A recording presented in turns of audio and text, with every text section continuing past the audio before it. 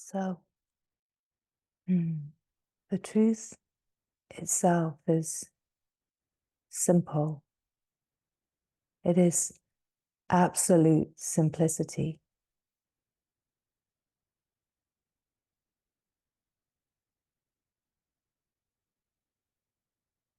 The truth is clear and open, natural freedom.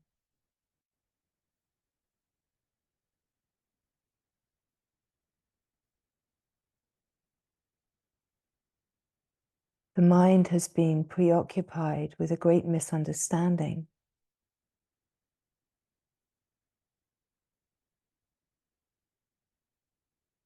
The great misunderstanding believes that there is a possibility of being separate from the divine. And this has never been true. And yet certain happenings in the young life created this misunderstanding, a sense of powerlessness, has mainly come from the great misunderstandings that are alive in religion that is full of distortion.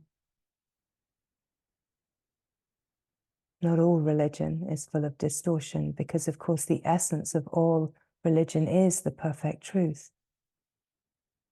And yet through the filters of mind and misunderstanding, there has been discordance in the field of the transmission of what is true.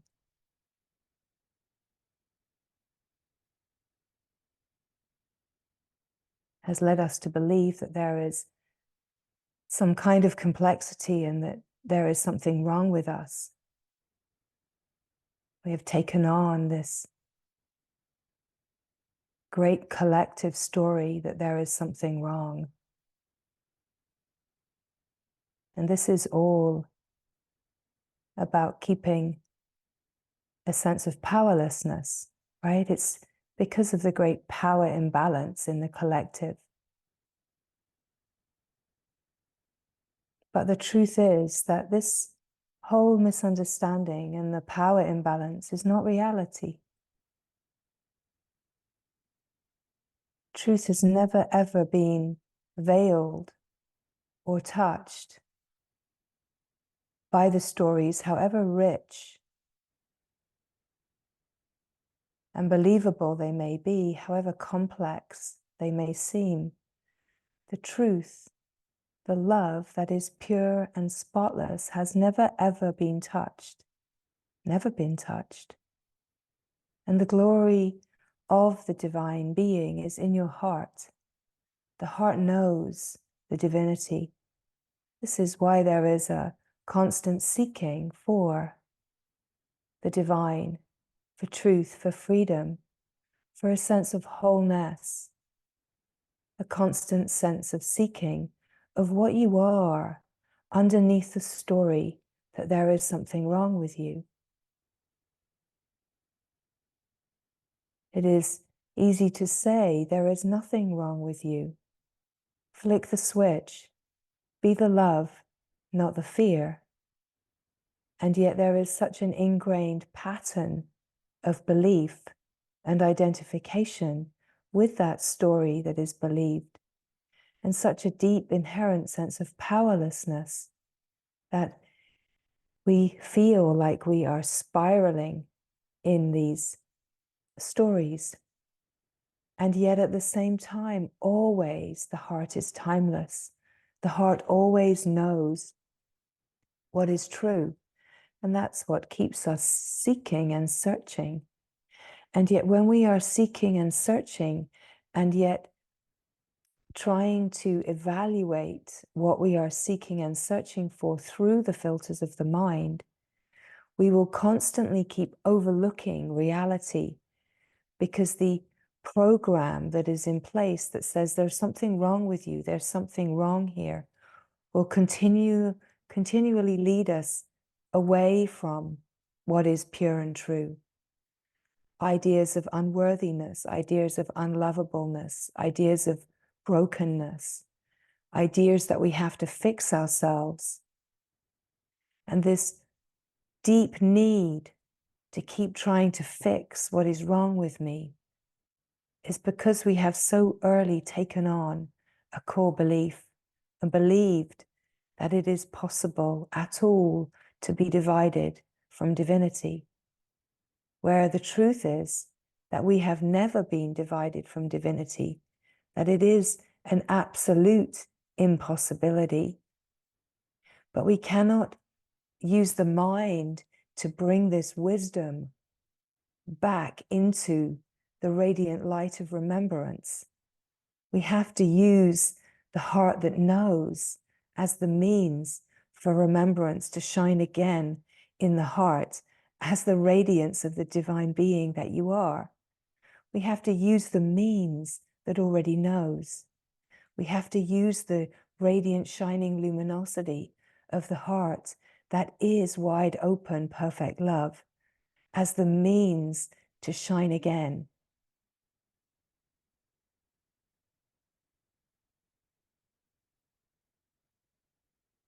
We are not of the world, and yet we believe that we are. The world has nothing for us. The world is just an appearance. The world, as we see it in separation, is a reflected appearance of the belief in separation. It's a maze that is unescapable from with the mind. If we try to use the mind and the worldly to escape the world, we will constantly be meeting dead ends and constantly be disappointed, because that is the impossibility, right? That is the impossibility, because we cannot find the unlimited in limitation. We cannot find simplicity in complexity. We have to look where the truth is. We have to look to the heart that knows. We have to look to the being that is ever present and already free. We have to look to the silence, to the stillness that is naturally wide open, timeless, infinite, boundless being. We have to look where the truth is. And the glorious grace of it is that the truth is right here in the heart that knows. The heart has actually never been veiled. Your heart is divine. It is infinite, unbounded wisdom. And yet we have learned to trust the mind and the moving changing. We have learned to trust the stories. We've learned to believe the stories. And as long as believing is our mode of operating, believing the misunderstanding, believing all of the ideas and concepts, as long as we are stuck in believing the mind, we will remain in the mind. We have to come to that which is not a belief, that which is already free.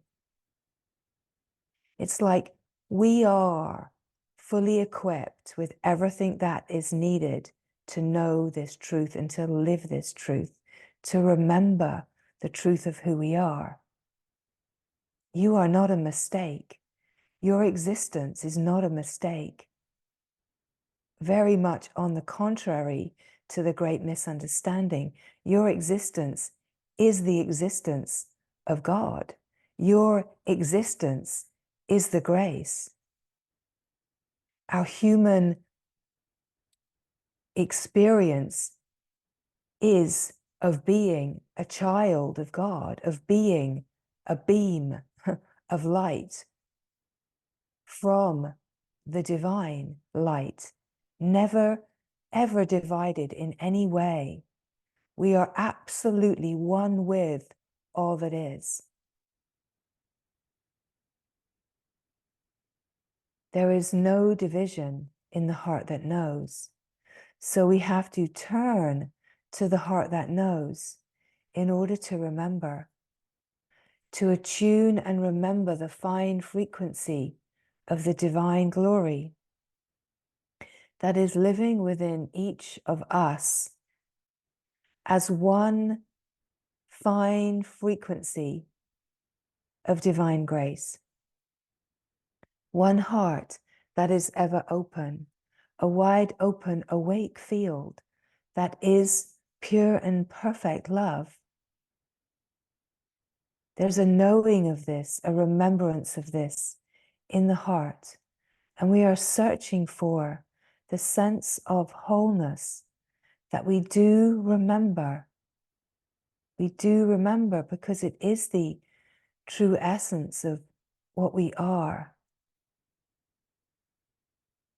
That we have identified with the corruption, with the discordance, and we have believed that we are somehow a part of that we are somehow wrong or wronged. Whatever we believe, we live out. So we find these ways of behaving we can have that are a reflection of our ideas, of our brokenness, our unlovableness, that there is something wrong with us, that the life starts to be a reflected creation in appearance of what we believe that we are. So we start taking on and, in a way, manifesting. We imagine that we have some kind of power because of what we are manifesting. But when we are manifesting discordance, there's nothing to celebrate in that. It's not proving anything. It's proving the power of thought to create an appearance of the discordance.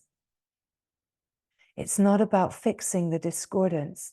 It's about shifting the perspective of seeing from living as fear, identified with fear, as the story of brokenness. It's the difference between living identified with the great belief in separation, the misunderstanding that you are divided from the divine.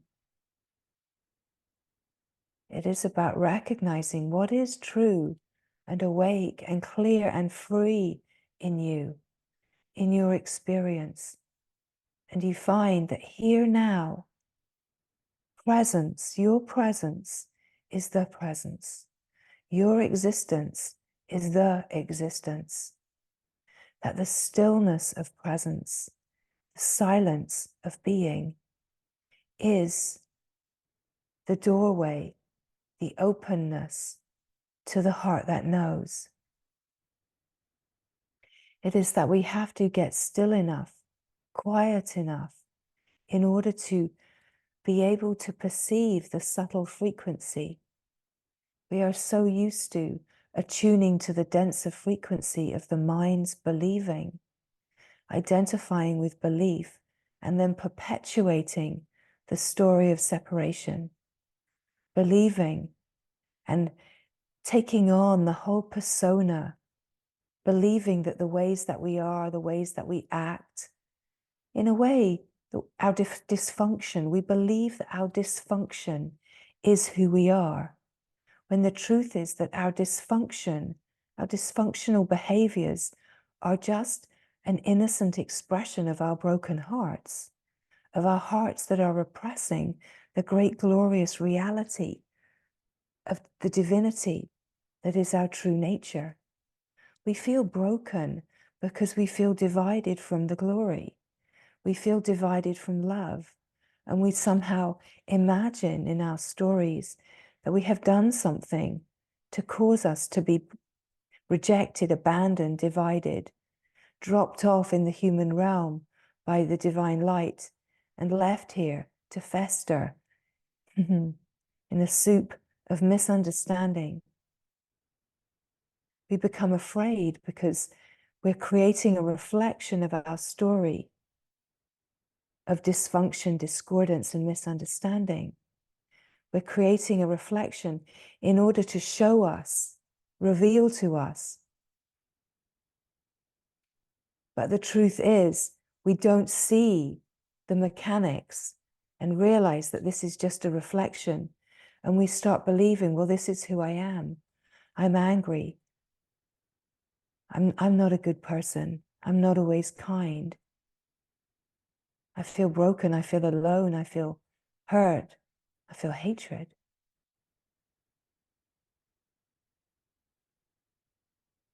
I feel like I'm always missing the mark. I feel unsuccessful. I feel like I'm trying and trying, but never getting anywhere. I feel like the same story just keeps looping and looping. I find myself in the same kind of relationships again and again, where I feel downtrodden, where I don't feel seen or heard. And the truth is, we're creating this out of our deepest core beliefs of who we are, instead of creating a vision of perfect love. We are creating a vision of the discordance that we feel in the heart that feels to be personal and divided from the divine. And then we keep trying to fix ourselves, cover it up with more experiences, keep trying to have more experiences that will make us feel better about ourselves. But essentially, we have all come to the point and lived this glorious human life long enough to realize that you can keep trying and trying, but it doesn't get you anywhere. It can bring you some nice, enjoyable experiences and some great stories if the mind is inclined to enjoy gathering stories and sharing them. Stories of misfortune, right? It's the way that human beings connect. Let's share our stories of misfortune. Let's share the stories of drama and hardship. Let's share the stories of sick bodies and hard times. And let's find companionship in this. Let's meet in the resignation of how hard it is to be human, and that we're never going to overcome it because we are always going to be less than. And this is just not the truth of who we are. In a way, the human predicament is the most incredible graced opportunity. And the graced opportunity is to realize that it's not the truth, to break absolutely free from the misunderstanding. Break free and find out that you are not actually Eeyore, that you are indeed Pooh and the honeypot full of divine blissful nectar that is bottomless and sweet and delicious and good for you, natural and free, right? So drink in the nectar of your blissful knowing, where to look, how, what to do. Come to what you are equipped with, that doesn't require you to look outside of yourself. Look to your own heart that knows. Look to the grace of the stillness and the silence that is already awake and free in your own heart.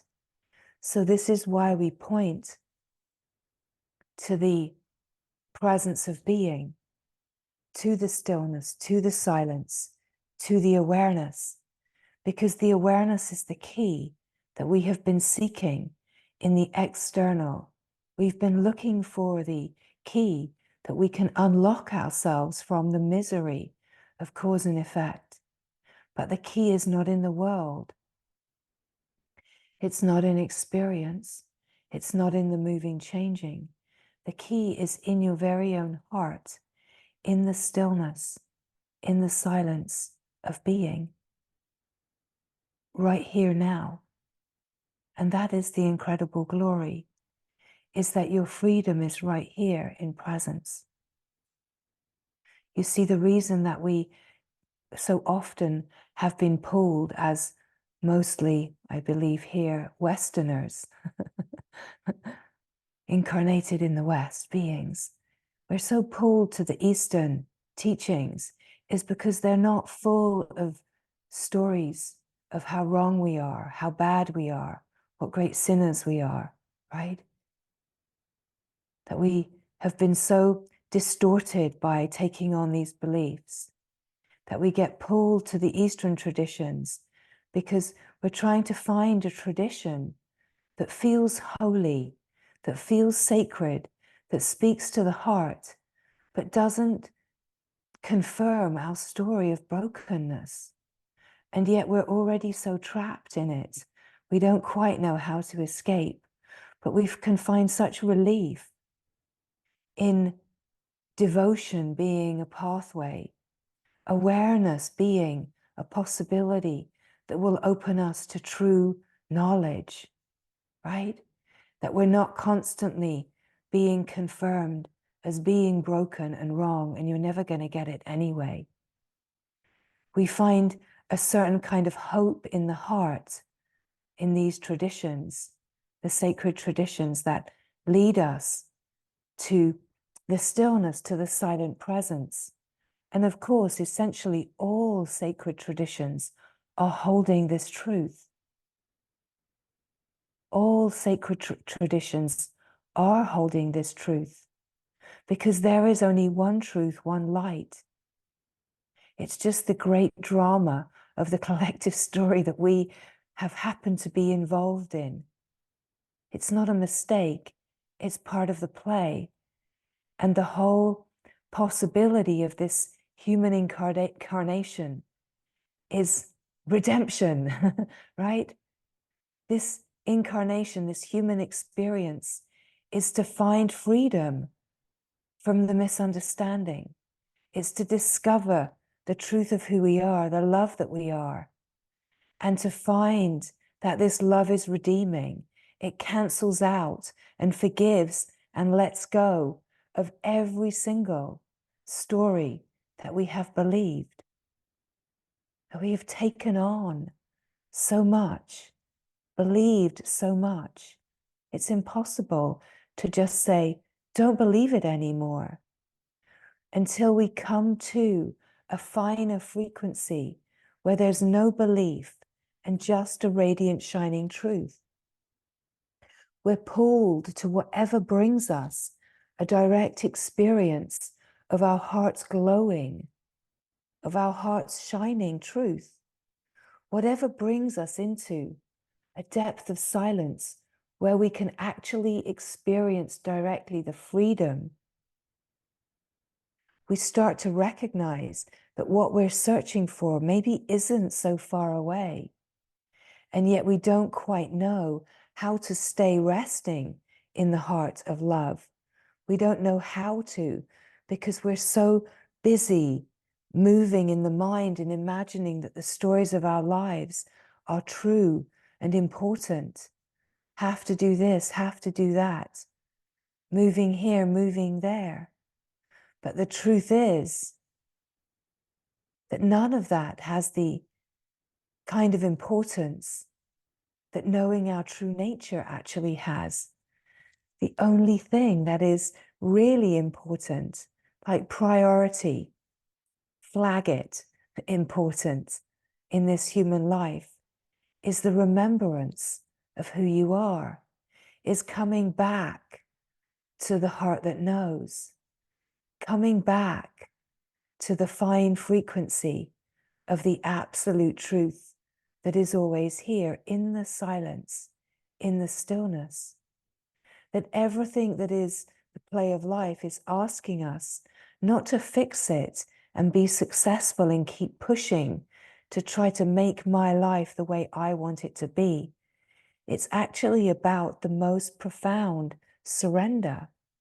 We're being invited to let go completely, hand my life over to the glory of the divine being, that we're not actually intended to be hanging on to all of these ideas. And yet, of course, it will stir up our greatest fears. The whole idea of handing the life over says, don't do that. Don't trust that.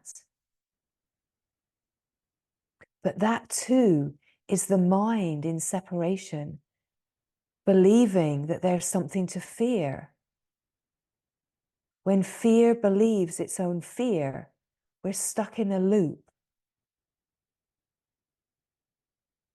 Fear, the mind, separation, the belief is absolutely dependent upon us remaining in fear.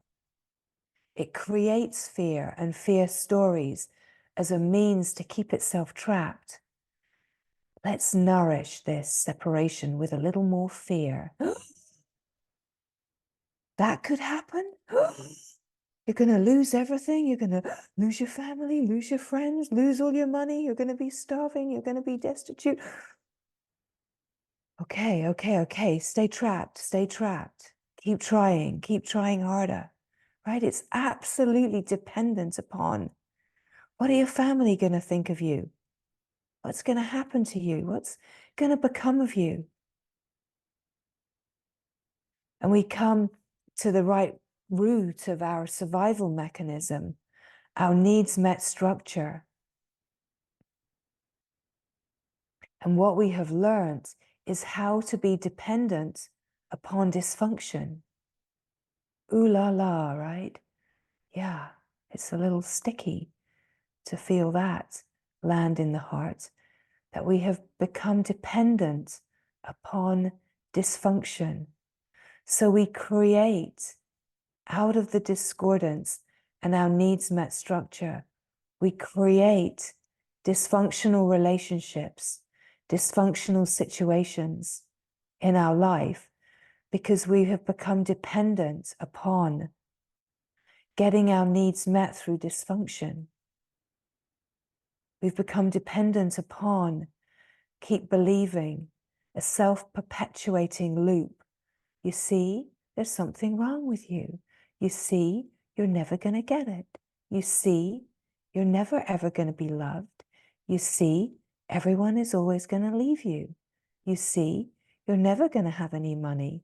You see, you're never going to have a good job and be financially sustainable and independent. You see? You see? You see how messed up you are? You see what a disaster you are? Yeah, you better stop meditating and start working a little harder, right? This is all the story that the mind is constantly telling itself. Fear. Oh yeah. Oh yeah. Right, you know, what do you need? You need to go and buy more things. Go and buy some more things. Get some more supplements. Get some more things, some more gadgets. Go and do some more treatments. Do more things. Spend more money. Get yourself into more debt. And then be really afraid of how much debt you've created and how you can never pay it back. And you can't possibly meditate because you've got so much debt that you've got to work hard to pay off your debt, right? But here's another credit card. Okay, well, then I could buy this. Then I could go to India. Oh, yeah. Then I could go to India. I could go to India and then I would find freedom. I'll take that other credit card. I'll get more into debt and I'll go to India. I'll meet a Swami there that will show me the truth and then I'll be free and none of this will matter, right? So compelling. So compelling. It doesn't matter what story the mind is telling. There's always one. There's always one that's going to be the hook where the fear believes itself and says, okay, this one's true. But it's all happening within this unconscious functioning where we're dependent upon this worldly play that is dysfunctional and is absolutely spinning in dysfunction, right? It's not that these parts that we imagine are good for us. It's not that there are not things that are good and supportive. It's not that being devotional or going to India isn't supportive. It's not that taking supplements isn't supportive. It's that where is the mindset that's creating these ideas, right? Because if the mindset is rooted in dysfunction, if we're moving from our needs met structure that is dependent upon dysfunction, then we're in a loop. In a way, what is the greatest grace is where we break through the conditioning, where we make a move that is not looping, that brings a feeling of fear. Okay, I'm going to make that move, and I'm going to put myself in a situation where I feel the fear, but I'm going to just move towards what feels true in the heart, right? This is what we are speaking of, the truth of the heart over the mind's story. We have forgotten how to listen deeply and move from intuition, which is the truth of the heart. We have learned to move from fear and not from love, not from clarity. If we are moving from fear, we'll be looping in the cycles of fear and belief according to our deep core needs met structure. We'll be moving in dysfunction. And so when we come to the stillness and the silence, when we come to the presence, we open to the frequency of remembrance. In the stillness, in the silence, is a remembrance of the simple freedom of who we are. We remember here.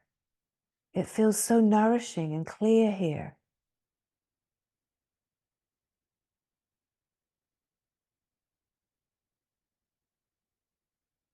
We want more of this. But then we imagine that, oh, what do I have to do to get more of this? Oh, I'll sign up for the whole meal deal, right? But all you need to sign up for is the truth of your own heart. All that we truly need to sign up for is what we are already. We have to commit sincerely to the truth of the heart that knows, to just be here, to just be here in the shining radiance where we feel the frequency, the resonance of remembrance. This is all that we are being asked to commit to, is this truth, the truth of your radiant heart. Because here there is a deep natural listening. There is an incredible guidance. We could call it a divine guidance, but it's not divine as in the divine one that's other than you. It's divine guidance is your own heart's knowing. It's true intuition. And so the true heart's guidance can guide us to take a trip. It can guide us to use certain means to supplement and support ourselves. It can guide us to certain treatments. It can guide us to certain companionships. It can guide us to certain places. It can guide us into certain relationships. The truth of the heart absolutely can carry us into exactly the situations we need to be in to deepen, purify, and clarify and refine. But it can also be mixed up with the fear that guides us into situations, which is where the looping continues to happen, right? So this is why we want to be able to discern, is this the truth of the heart? Is this true movement? Or is this a fear-based impulse to try to fix something? Is this a fear-based impulse to try this that's actually keeping us in that discordance and habit to move within our dysfunctional patterns? And the glory is that right here in the presence of being, there's no judgment, there's no opinion. It doesn't actually matter which direction you go in, Because as soon as you are resting in the presence of love, you're in truth, you're home, you're right here in the glory. And everything reconfigures, right? It's like one of those apps, like a map, you know, where you're driving and the map is telling you where to go and you take a wrong turn. But it doesn't matter. You don't have to go back all the way that you came. The app reconfigures, right? That's what it's like. You take a wrong turn, you move from fear, you're not being punished, you're not being judged, you haven't got to go back, you haven't got to take some backlashes and be punished. The app, the divine app, just reconfigures and sets you straight, heading towards the North Star again of your own heart, right? Boom, you're here, right? End of the route. You've arrived right here now. And as soon as you arrive here now, here you are.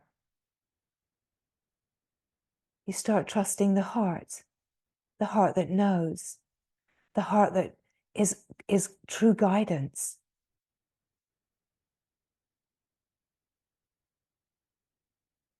Here in the stillness, here in the silent presence of being, here in the wide open, expansive, infinite truth of the heart, here in the timeless, eternal being.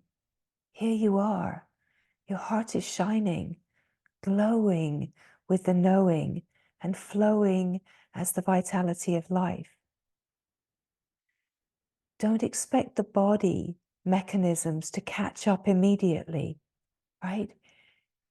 When there's an aligning with the heart, it tends to be that the body and the mind has residues that don't just immediately all completely reconfigure.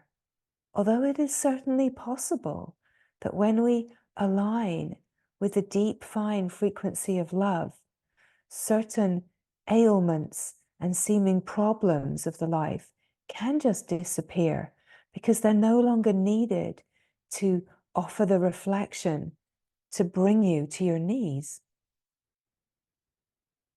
When we no longer need the story of discordance to bring us to our knees, everything within the patterning of consciousness reconfigures, realigns. Life itself is a constant flow. It's a constant flow, ever flowing within itself. It never stops. It never gets stagnant. It's always alive. The only way you can know you are in the aliveness of life is to be here in the stillness, in the silent presence, and to feel the aliveness here. That's the aliveness of life. Don't expect to be able to fathom or understand life and the way that it works, because it's a wisdom. It's a wisdom that we are intended to completely surrender into being that wisdom. Yes, we can come to see more of the mechanics. We can pick up the fine frequencies and start to recognize the mechanistic functioning of frequency, denser frequency, subtler frequency. We start to be able to discern on the level of frequency, true intuitive knowing, the frequency of love and the frequency of fear, so that we're not so easily pulled into the discordance and the frequencies of fear, that we are more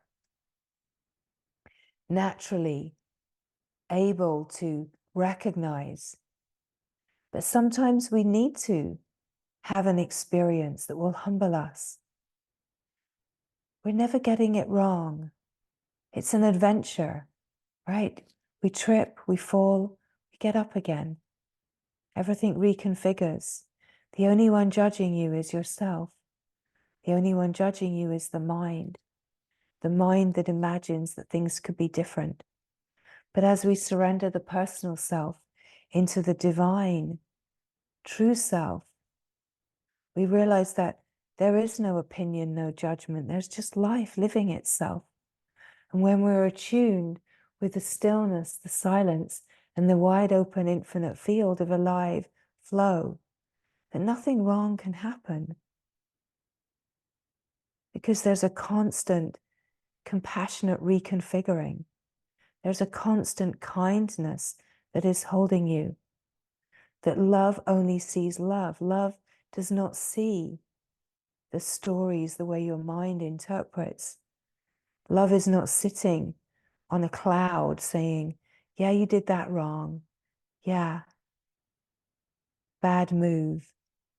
Yeah, you shouldn't eat that. You see, now you're feeling sick. Told you so, right?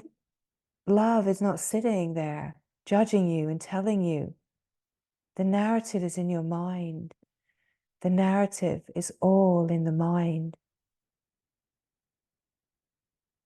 If we give power to the narrative of the mind, then we're just trapped in this maze, running around like a little animal chasing its tail. Sometimes feels like fun, but it starts to feel a little thankless, right? So we stop, and in the presence of the still silent being here now, we realize here's the sense of freedom.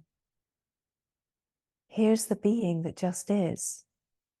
Here's the remembrance of something that feels so familiar and free. The awareness that is watching is never touched. Awareness never changes. We can confirm this in the direct experience. So what an incredible possibility to rely only upon what you can confirm in direct experience. That you don't need to leave yourself.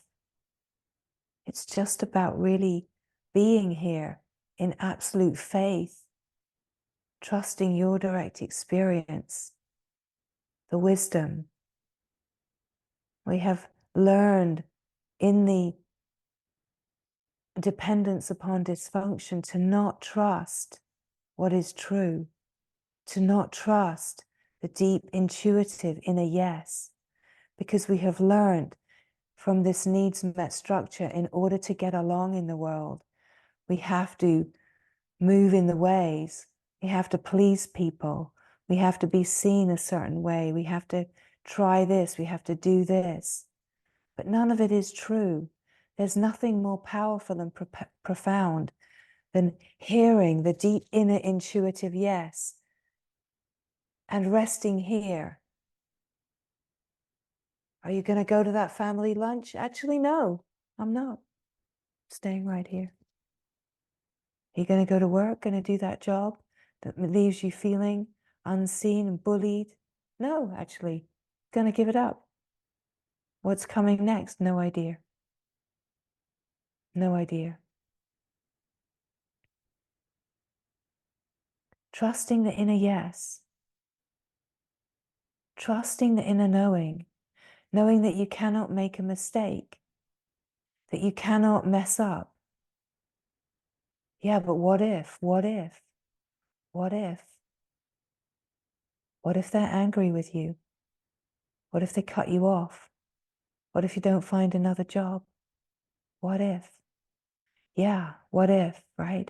There's the fear speaking to itself. But what about what is? What is? What is? What is? Right?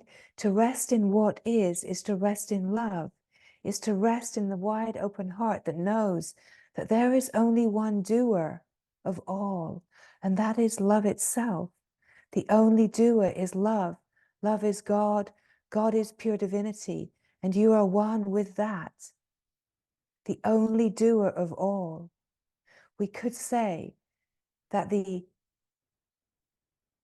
total grace of the lived experience to come to freedom is to come to recognize absolutely unquestionably that there is only one doer.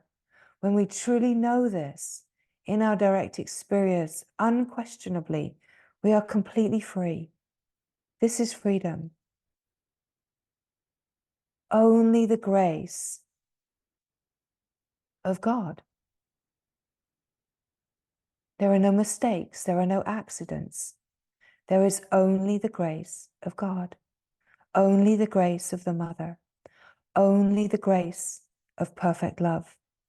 Nothing else is ever happening. When we absolutely align with the truth of this divine principle, the principle of one, we surrender our individuality into that oneness. We surrender all that we think our life needs to be into the principle of the perfect one.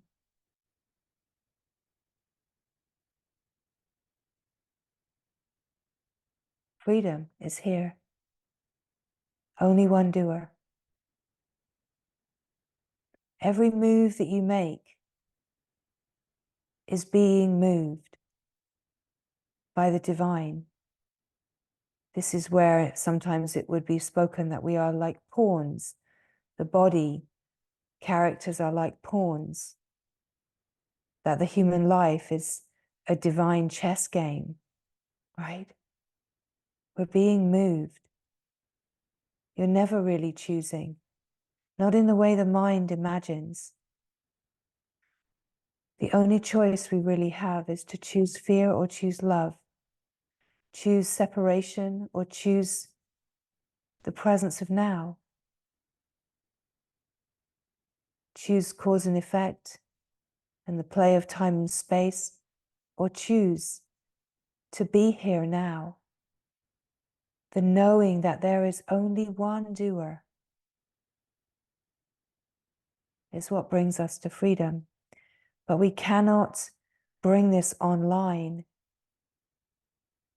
any other way but by coming to the direct resonance of remembrance of this. And in a way, all of life is a surrender that just keeps bringing us deeper and deeper into this knowing. But the surrendered life is a life that is surrendered to this principle before it is fully embodied. Surrender to the principle of one. Surrender to the principle of the heart's guidance. That there is only one doer. And that doer is what you are one with.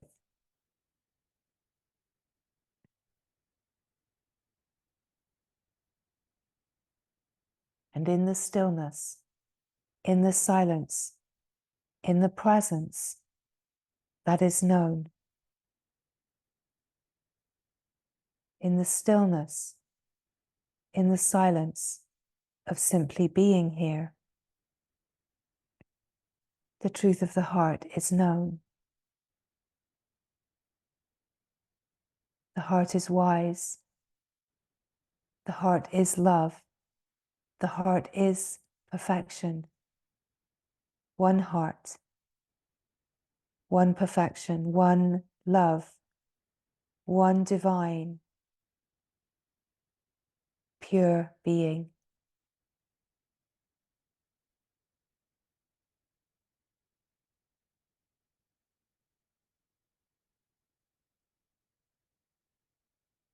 You are seeing as the eye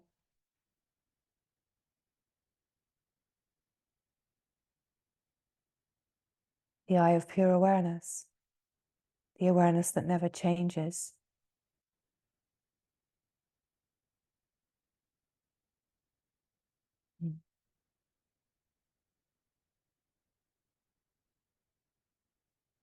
And here the glory is known. You do not have to do anything with this knowing. You can do nothing with this knowing, but live it, be it, resonate as it, and then watch the reflection of life, what is, and be the natural allowance, the natural acceptance. Know that there is only grace flowing as life, and that whatever happens is somehow the grace of unconditional love that can sometimes seem ruthless and uncompromising. It is all the grace of unconditional love carrying you into the depths of the true heart. Doesn't happen the way that the me wants it to. It happens by the way of tests and initiations and great humblings, that we can know the truth of who we are, but we cannot live this fully until we are able to meet all of life as the embodiment of this. So all the tests and initiations that come in are an opportunity to meet this as the divine being, meet this as love. Because if you try to meet this as fear, you're surely going to perish, right? You're surely going to collapse into all of the discordance and despair. But meet this as love. This is your mission, right? This is what the tests and initiations that come in as we are in this refinement process. It is asking us, meet this as love. Meet this as love. This is how we embody and fully integrate our knowing of the absolute and bring it right to the surface of life, is by meeting everything that is still seeing from a protective perspective. We can have this sense of, well, I know the truth of being, so why did that happen? Because there's still something that is seeing from the perspective of limitation. It's not wrong. It's just a process of purification and refinement happening. If something arises where you see from fear, you see from protection, then great glory, hallelujah, what an opportunity to now you see it. Now meet this as love. Meet this differently. Don't fall into the old ways. Meet it differently. Face it differently, because this is great, the graced initiation that we are being carried through.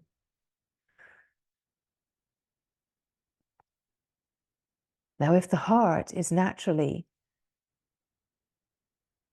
wired, let's say, with the laws of nature for devotion, then this can be a different kind of grace, because a heart wired for devotion can, on a certain level, perhaps find it easier just to keep surrendering into what you are devoted to. And a heart that is wired for devotion will often find something to be devoted to that brings the resonance of truth alive in the heart. And then the sense of, when I'm devoted to that, it brings the sense of freedom. It brings the sense of expansion. It brings a fine frequency. It feels like bliss. It feels gorgeous. And this is, again, a divine means that the heart is wired for devotion, for bliss. We could even say worship. And it would seem that we're wired to be devoted to something, some kind of deity, whatever it may be, in whatever tradition. And it can too be nature, right? That we're wired to be in devotion, because devotion is a means of surrender. It doesn't matter that we have something to be devoted to, because at some point, the sense of being devoted to something, we realize in the wide open space that there's actually nothing else to be devoted to except yourself. That the one that feels to be devoted to something else realizes that they don't exist, that there is only devotion, and that devotion is pure. That the one that thinks they are devoted, in the wide open space and the bliss of being, the pure flow of devotion is the aliveness of the field. And the sense of devotee and that which they are devoted to collapses, like the lover and the beloved collapse into pure and spotless love.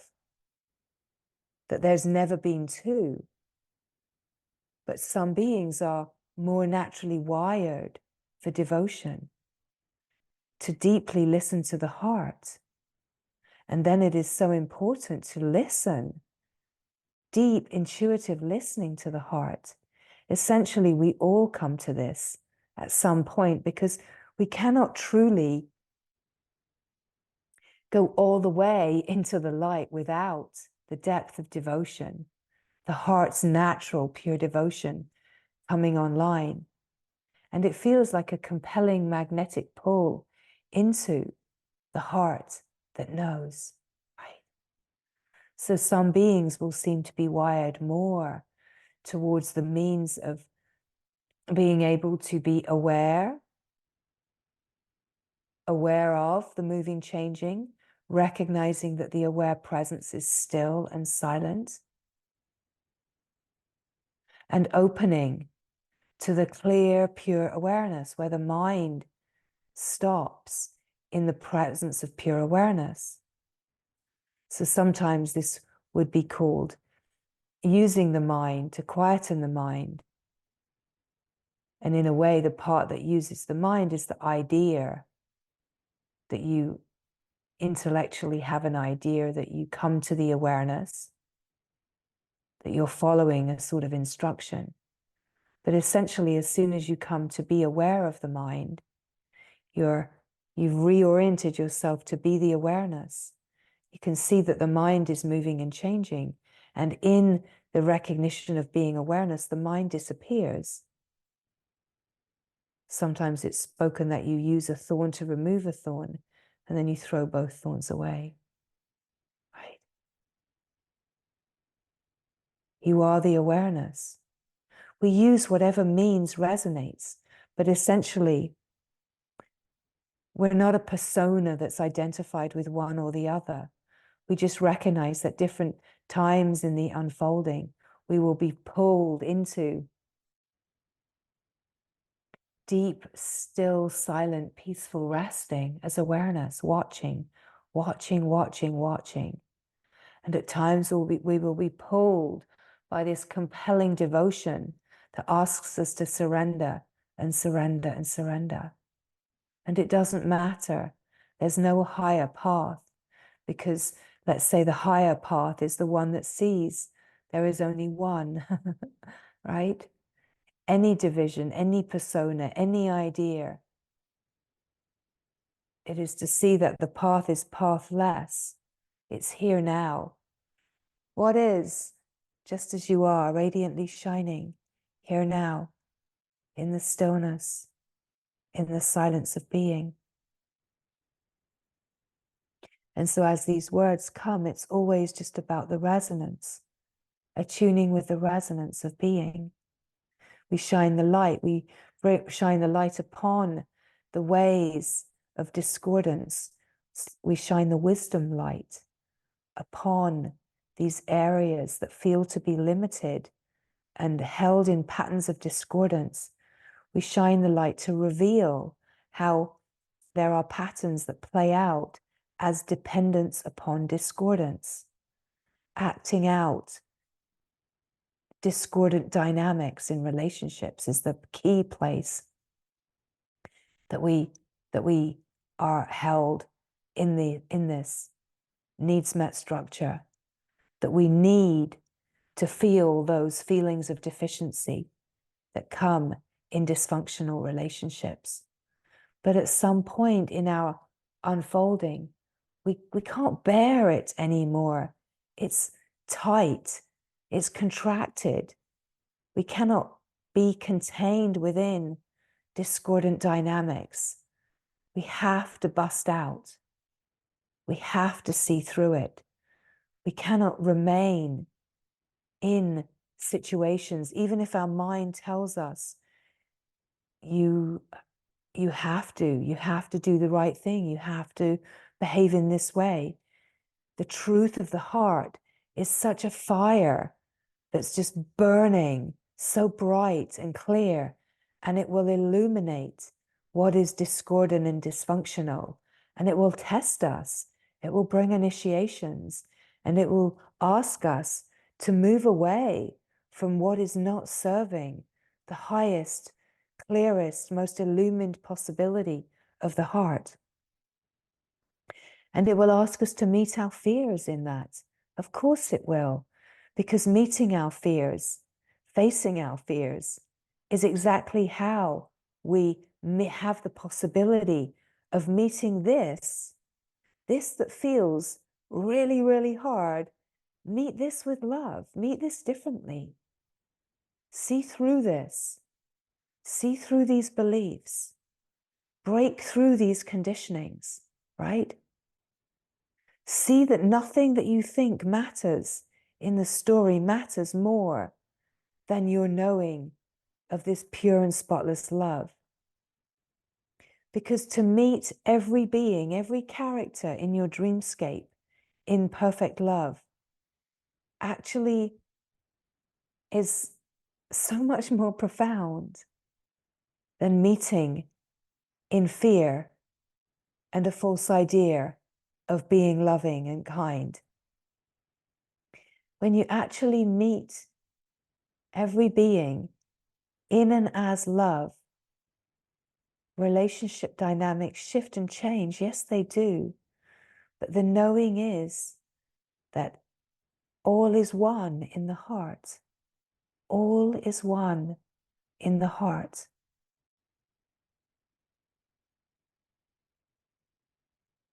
The great humbling is, as we come to see ourselves more clearly, we have to face everything that has been denied. We believe that we are bad. We believe that there's something wrong with us. We spend the human life trying to accrue credits of goodness. I am good because look at this. I am good because look at this. Right? All of these ways in the human life that make me appear good, make me feel pretty good about myself, actually. But deep down, right, that feeling of something wrong with me has never really gone away. It's just been overshadowed. And essentially, what we are wanting to come to is to face ourself in this place, to face ourself, that there's something wrong with me. It's almost as if we have to face everything that we think is wrong with us. And we get to face it by meeting what every test and initiation asks us to meet. We get to face it and meet it as love, right? We can have ideas of certain characters in our life that have abandoned us, have rejected us. And now here you are, the abandoner, the rejecter. How humbling, right? You think that one was a really mean and nasty character. And now you find here you are, and you have those traits in your human nature. How humbling, right? I would never do that. I would never do that. Oh, look at what you're doing. Look at what's happening. You're doing exactly that you said you would never do, and that you have judged other beings for, right? This is how the great humbling happens. We're carried into situations that humble us, that allow us to have to meet ourselves and all of our opinions of ourselves, all of the ideas, right? I would never bring my children up like that. I would never do that. Oh, look at your family. Look at what's happening, right? It's humbling. It humbles us, not because we have done something wrong.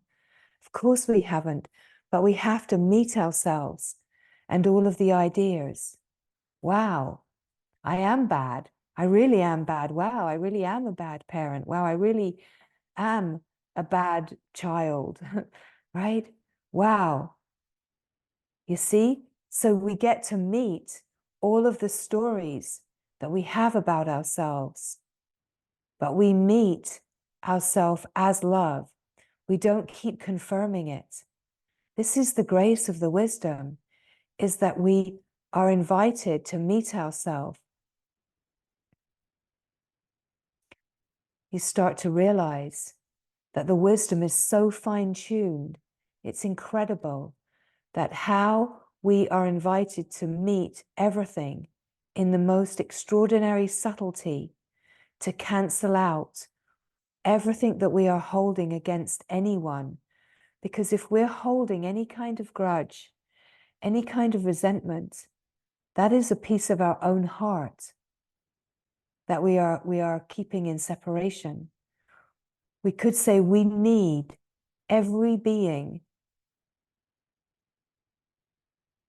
to be one in the heart, that every being that has ever played a character in the life, we have to have seen through everything, even the most extraordinarily difficult characters that seem to have wronged us, hurt us, traumatized us. In the knowing that there is only one, we come to the knowing that everything that has ever happened has been moving from the same source, that somehow it has all only been love. It can be very, very hard for the mind to, of course, comprehend that. We can only find the, let's say, the reconciliation in the heart, in the redemptive heart of love, in ways that can't be imagined. Hearing this, the mind could have all sorts of ways of saying, no way, that's impossible. No, not that. But I can promise you that if we really keep going in this deeper into our own heart, we find the heart is pure forgiveness, that love is absolute mercy and redemption, and that nothing is held in separation. So even if the mind wants to contest that, I would say just wait, pause, pause in the silence, and let the unfolding happen. Don't move to judgment, don't move to resist. Just see that wherever judgment and resistance arises, that's an opportunity to meet that place that wants to be right, that wants to know better. It's not about believing at all. It's only ever about meeting the resonance of the heart that knows. The heart knows, the heart is love, the heart is the wisdom light. And the invitation of coming to the stillness, to the silence, is to rest in the wisdom of the heart that knows, in the light that is always shining, the glow of the heart that is full, the knowing that there is only one love, one heart, one divine. You are one with that, and the heart does know that.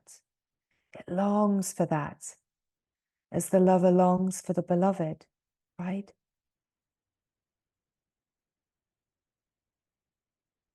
What we are longing for is to be one with that, to be one with our remembrance, to free the heart of its misunderstanding, constriction, and contraction, to free the heart from the sense of the personal and remember the impersonal nature, and open to all that we are, to all that is, as the one fine frequency that is right here in the presence of being.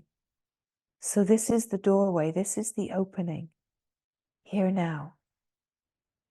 The simple, alive awakeness of the field.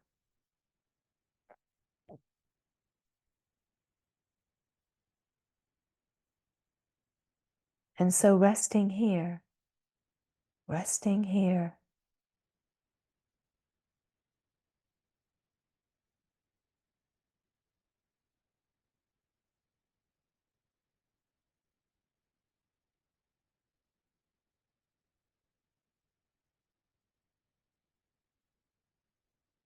feel the frequency of the still silent being, of your own heart that knows.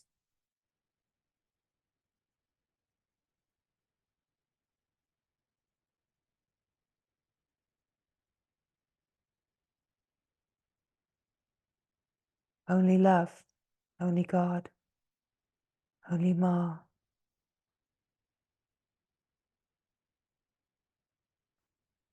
Only this, this, this, nothing else, nothing other than this. Everything is born out of this. Everything dies into this in perfect surrender. The flow of this is pure devotion, and the pure devotion is the integral whole, integrally whole, never leaving itself. And the heart knows, the heart knows, the heart knows.